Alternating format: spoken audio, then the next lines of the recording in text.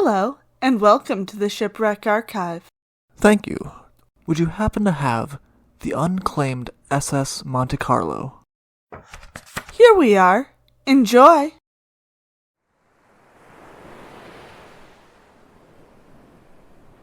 New Year's Day, 1937, brought a strange sight to the people of Coronado Island, California. Their southern beach was littered with the wreckage of everything that was illegal in Prohibition America. The wreckage of the SS Monte Carlo, battered by waves, had begun to spill her contents on the shore. The people who descended on the beach were able to quickly grab a hold of cases of liquor, dice, and gaming tables. The wood from the ship, fine wood that had been used to decorate the gaming rooms of the ship, was quickly stripped away to remodel local houses. The coins that had come loose from the gaming machines were quickly snatched from the sands. It was the middle of the Great Depression, and no one was going to turn their noses up at any money or materials. No one except the owners of the ship, that is. The SS Monte Carlo was not to be claimed, no one being foolish enough to come forward and admit that they were the ones who callously flaunted the rules of Prohibition while thumbing their noses at the local authorities who had been unable to do anything about it. Until the night of December 31st, the SS Monte Carlo had been safely 3 miles offshore in international waters.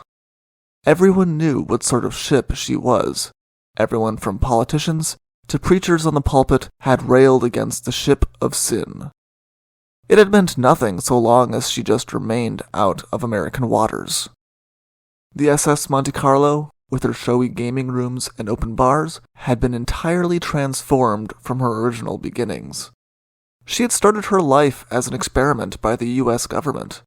World War I had made steel hard to come by, and President Woodrow Wilson approved the building of 24 concrete ships to see if they would help ease the demand on resources.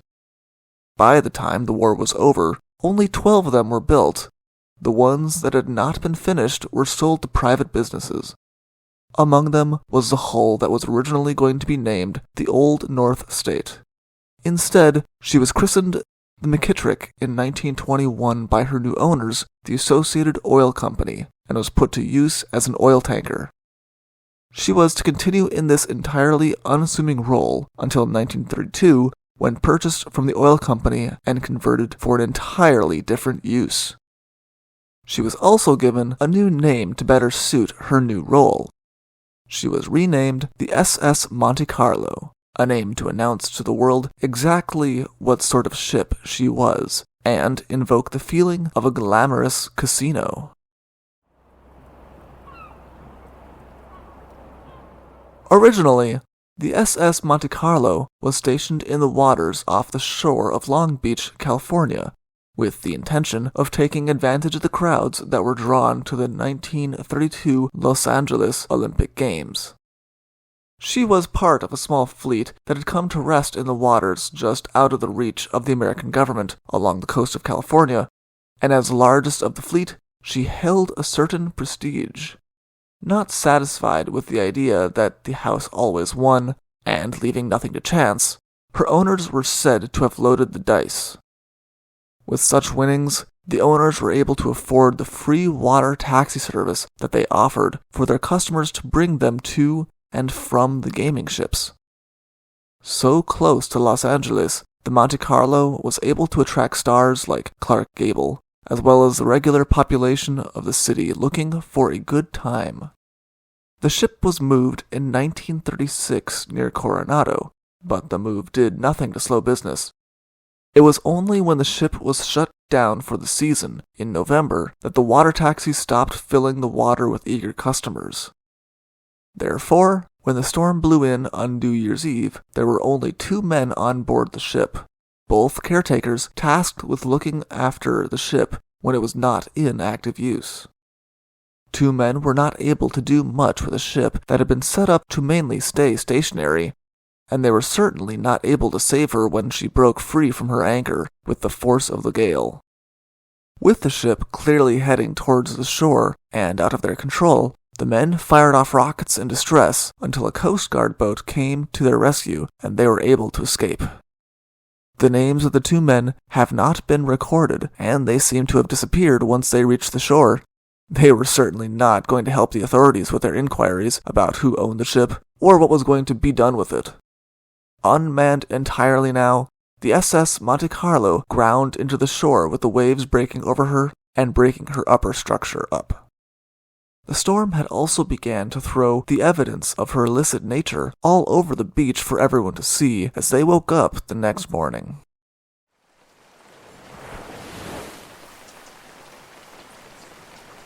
Even if the official owners of the ship and the goods strewn across the sand did not make themselves known, that is not to say that there was no speculation about who did own the ship, even if there was no proof. A man has recently come forward and admitted that his grandfather, a timber magnate and gambler, Ed V. Turner, was one of the original shareholders. Another seems to have been Marvin Shoewheeler, a bootlegger who owned other gambling ships. She had changed hands, however, and many people believe that Coronado, a mobster who owned many of the other gambling ships along the coast, might have become the owner. Al Capone's name has also been floated as a possible part owner.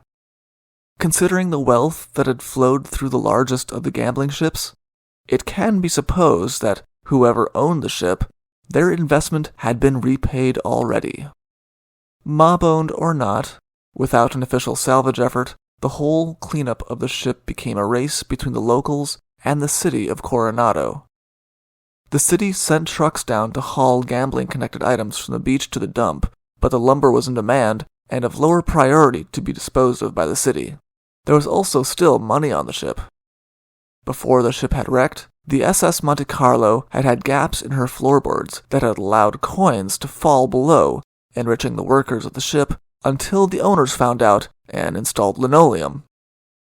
Now, there was no one to stop anyone from enriching themselves by scrounging around for the coins on the ship, and it was not just the money that had dropped below the boards.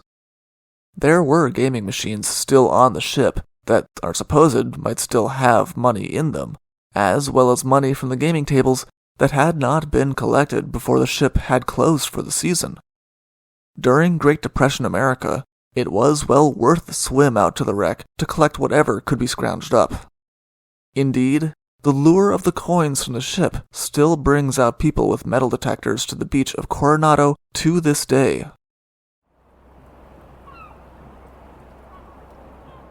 With time, the ship began to be covered by the sands of the beach, however, and as time passes, even such a thing as the largest illegal gaming ship on the California coast washing to shore slips from the memory of the general public. The SS Monte Carlo is harder to forget, however. During large storms, especially during El Niño systems, the SS Monte Carlo tends to emerge from under the sands to remind everyone of her existence. Some of the rusty rebar and sharp steel pieces have been removed in the name of public safety, but when she does emerge, it once more draws crowds to the beach of Coronado to see her wreckage. With her concrete frame generally covered from the elements, she is likely to haunt the shores of Coronado for a long time in the future. A reminder of a time when people danced on her decks and rolled dice, hoping to win it big while drinking cocktails, all 3 miles from shore and just beyond the reach of the law of the United States. The wreck still calls to people who hope to win it big, now dreaming of Prohibition coins still lying beneath the sands, just waiting for someone to strike it big. For more information about the fascinating history of concrete ships and what became of them, please see concreteships.org. And for more information about the fascinating history of the gaming ships of California and the history of the SS Monte Carlo, please see our sources below. Thank you for listening. Thank you for visiting the Shipwreck Archives. See you soon.